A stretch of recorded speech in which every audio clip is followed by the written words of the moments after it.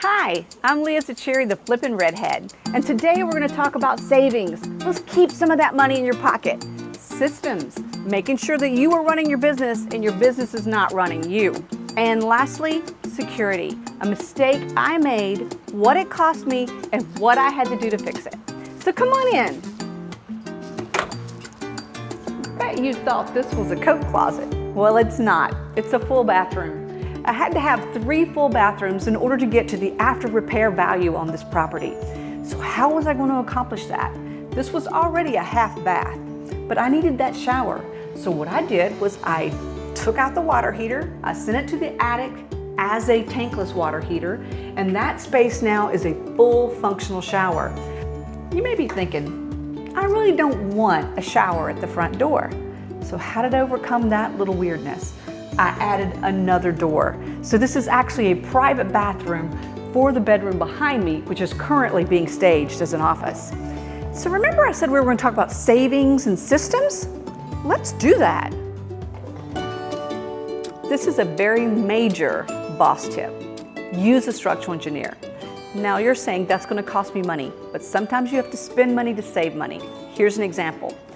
I always use a structural engineer, but 2 weeks ago I had a house ready and I called my structural engineer. He was on vacation. So I said, well, I'll just let the foundation guys go and draw their own diagram. So a little bit later he calls me back with that diagram and it needed 38 piers. This is a small house. And I was like, I don't think so. So Ralph comes back from vacation. He does my structural engineer report. It only needs 16 piers. That's a difference of 22 piers.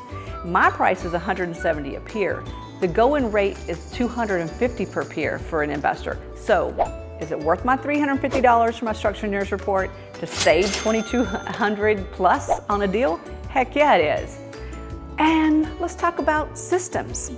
What kind of systems you use is not as important as that you have one.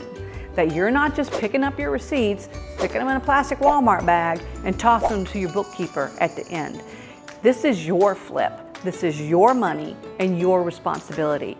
So whether you're using just a simple Excel spreadsheet that says I have this much money in my rehab budget, I've spent this amount of money, and I have this much money left, or you're using another system, I use flipperforce.com, you use whichever you prefer. If you do not do that simple bookkeeping, then you're going to get off budget and you're going to lose money. So you've already seen what this house looked like when it was the spider house with all the spider webs. Jesus, this is, oh, I feel like someone's going to crawl on me. Let me out. This is horrible. I can't. Let's go see what it looks like now. So I'm a little weird in that I think the houses are kind of haunted by the previous sellers, right?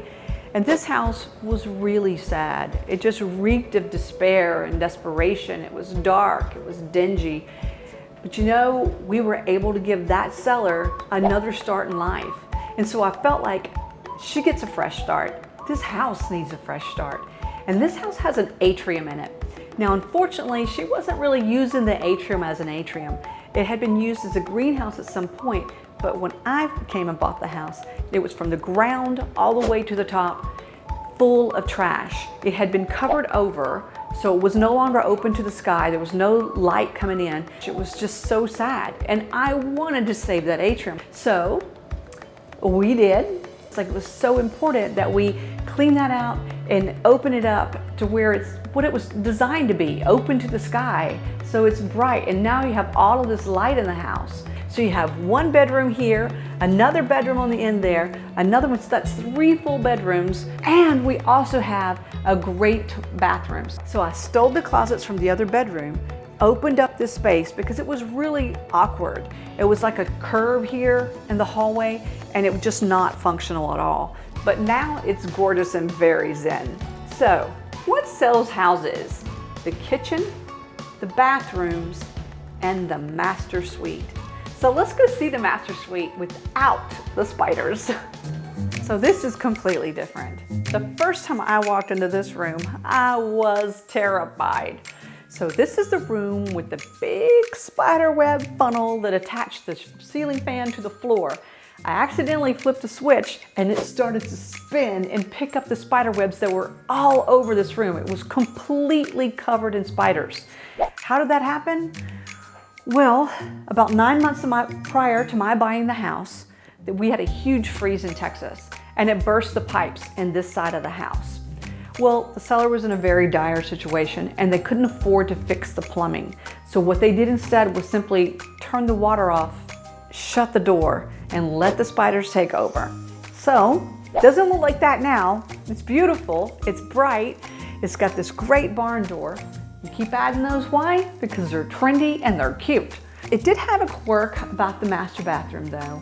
It was just this big open space here. So what we did instead was we squared it out. So now we have this gorgeous walk-in shower on this side. We have a wonderful freestanding tub on this side. Sit back, soak with a glass of wine. It's beautiful. So, we've seen the bathrooms. We've seen the master bedroom. Let's go see what's gonna sell this house, the kitchen. So we're finally in the heart of this home, the kitchen. As you can see, I did something a little different in this house. I actually added glass cabinetry at the top, which I've done before, but this time I stuck in puck lights, and I absolutely love them. I will do that again. I also put in a wine rack over the sink. Your sink normally goes in your island or it goes underneath a window. In this case, I took a window out, so I wanted to make it clever and cute, and that wine rack did just that. Over here, well, that was supposed to be a Miele.